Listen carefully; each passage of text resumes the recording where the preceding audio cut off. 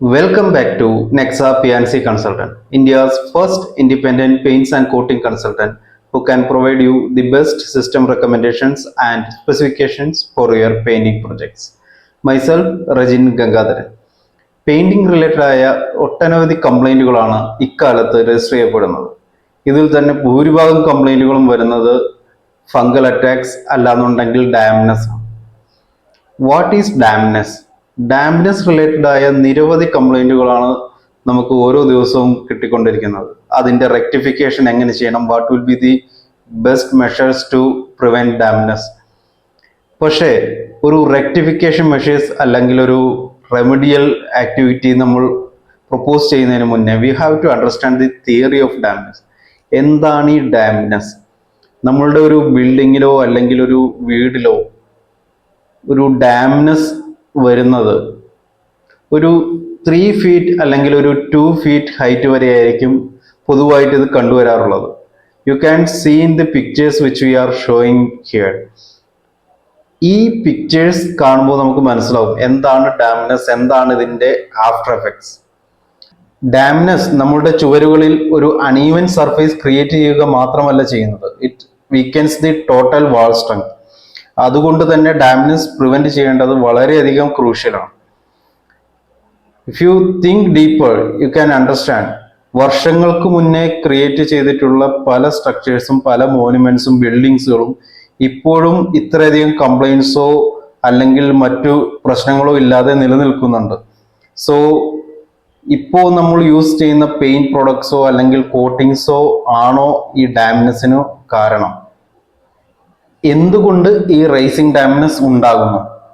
Rising dampness ഉണ്ടാകുന്നതിൻ്റെ പ്രധാന കാരണം capillary action ആണ്. കാപ്പിലറി ആക്ഷൻ എന്ന് പറയുന്നത് ഭൂമിക്കടിയിലുള്ള ജലം ഒരു നാരോ പാസേജിലൂടെ പുറത്തേക്ക് വന്ന്, അതായത് നമ്മുടെ ബിൽഡിംഗ് ഫൗണ്ടേഷനിലൂടെ മുകളിലേക്ക് വന്ന് അറ്റ്മോസ്ഫിയറിലേക്ക് എസ്കേപ്പ് ചെയ്യാൻ ശ്രമിക്കുന്ന ഒരു പ്രതിഭാസമാണ് കാപ്പിലറി ആക്ഷൻ.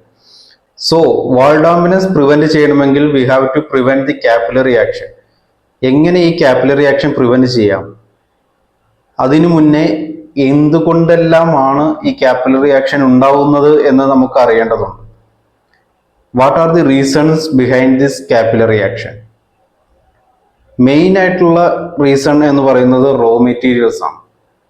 മുൻ വർഷങ്ങളിൽ നാച്ചുറൽ സാൻഡോ അല്ലെങ്കിൽ നാച്ചുറൽ സ്റ്റോൺസോ ആണ് കൺസ്ട്രക്ഷന് ഉപയോഗിച്ചിരുന്നെങ്കിൽ ഇക്കാലത്ത് മാനുഫാക്ചേർഡ് സാൻഡ് അല്ലെങ്കിൽ മാനുഫാക്ചേർഡ് ബ്രിക്സ് ആണ് കൺസ്ട്രക്ഷന് ഉപയോഗിക്കുന്നത്. അപ്പോൾ പോറസ് ആയിട്ടുള്ള ബ്രിക്സ്, അതേപോലെ കണ്ടാമിനേറ്റഡ് ആയിട്ടുള്ള സാൻഡ്, ആൽക്കലൈൻ വാട്ടർ, ഇവയെല്ലാം കാപ്പിലറി ആക്ഷൻ പിന്നീട് ഉണ്ടാവാൻ കാരണമാകാറുണ്ട്.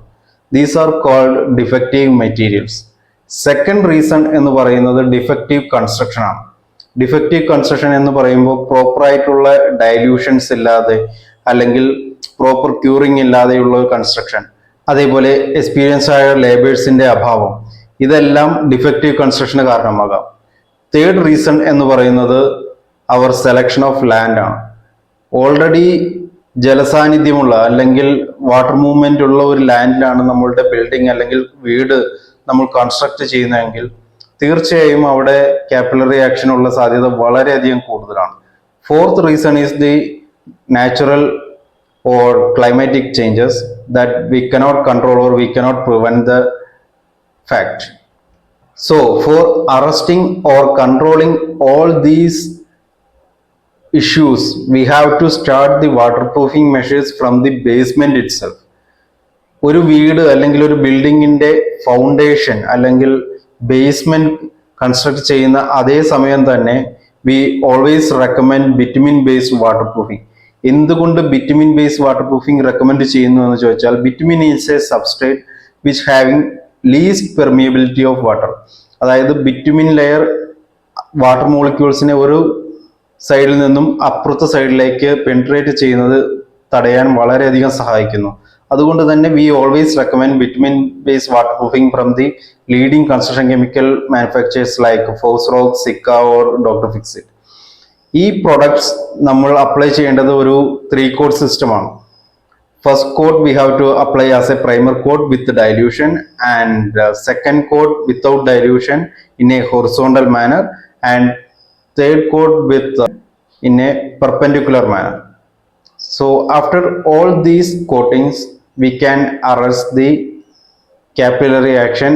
പക്ഷേ ഒരു പെർഫെക്റ്റ് വാട്ടർ പ്രൂഫിംഗ് സിസ്റ്റം എന്ന് പറയുന്നത് ബേസ്മെന്റ് ലെവൽ വാട്ടർ പ്രൂഫിംഗ് മാത്രമല്ല, there are some other systems also we have to include in that building. So keep tuning and keep watching our channel and keep supporting our channel for understanding better practices and better products for your better home. Thank you for watching.